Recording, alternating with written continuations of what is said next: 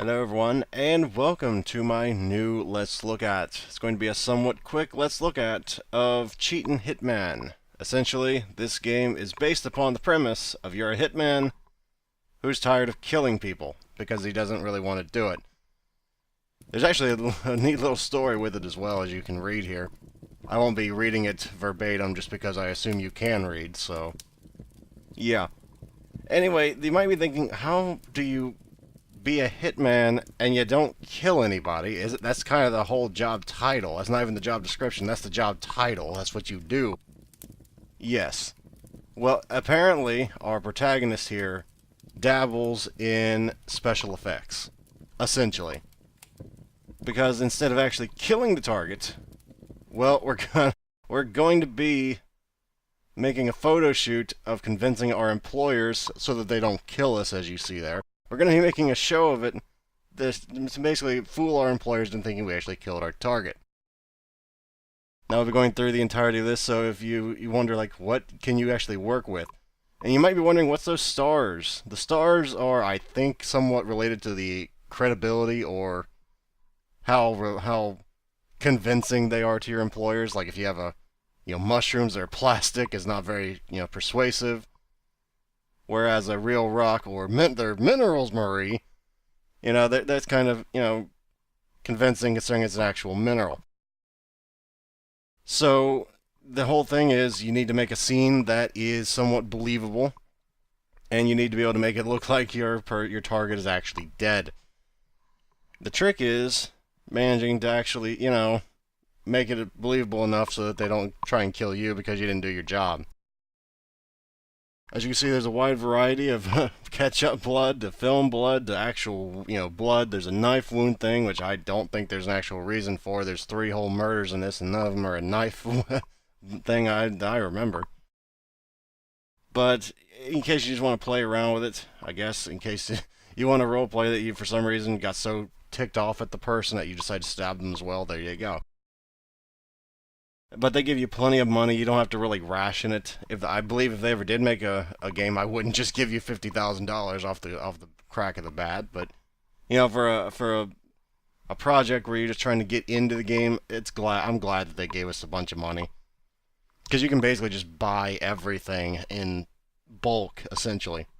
Excuse me, so you can play around with it a bit more and just feel a bit more freedom.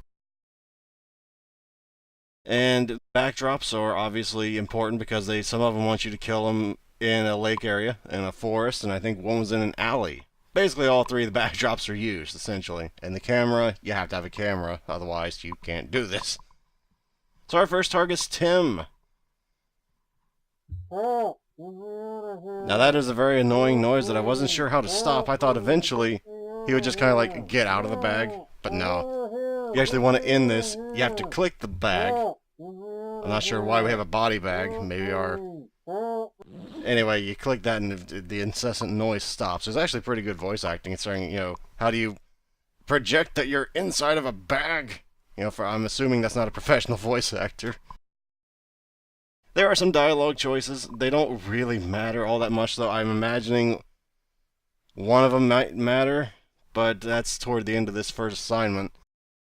But yeah, here we go. We gotta start setting up the scene and start making the narrative. I could make a joke right now, but that'd probably tick off half the country right now. So we won't be doing that. So once we're done talking to Timmy here... yes. Like you can feign interest in the man's life, or whatever you want to do, and actually talk to him. I'm not sure why I did that, I just wanted to keep moving. So now that we're actually into it, the first order of business is to set up the backdrop. Because, it's kind of an important thing to do. When they tell you to kill someone in a lake, you kind of have to put the lake up.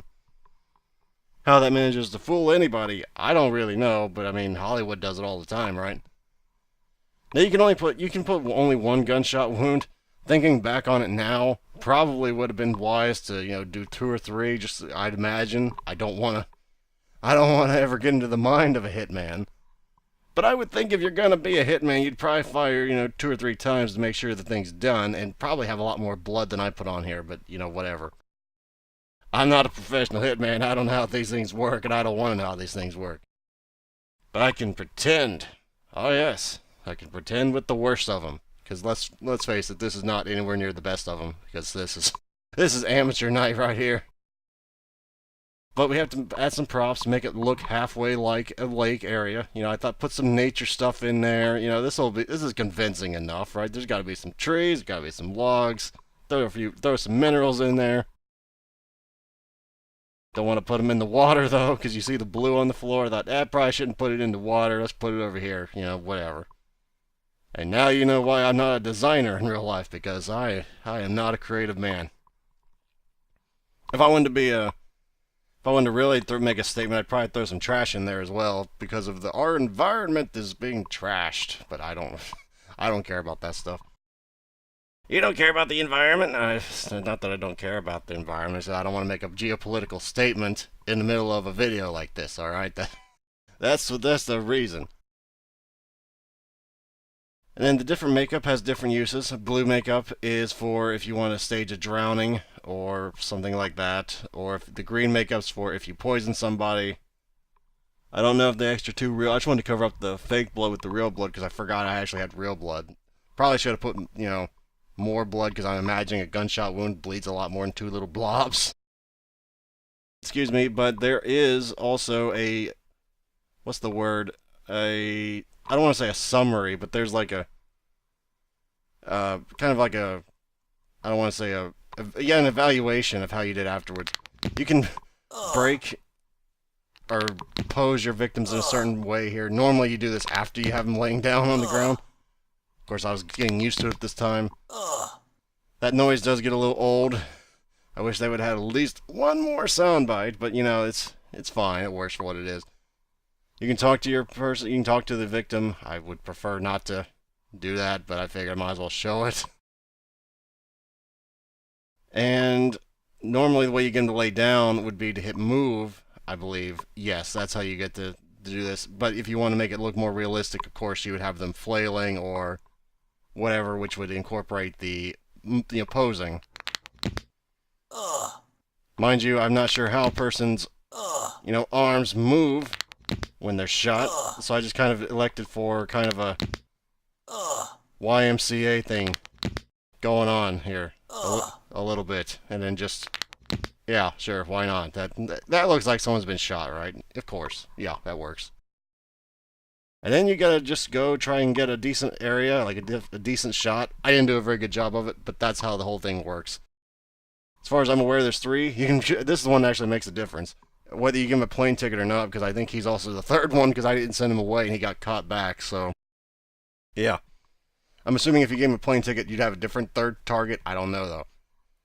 So that's it, guys. That was Cheatin Hitman. And you can find the link to it in the description below. And thank you guys very much for watching.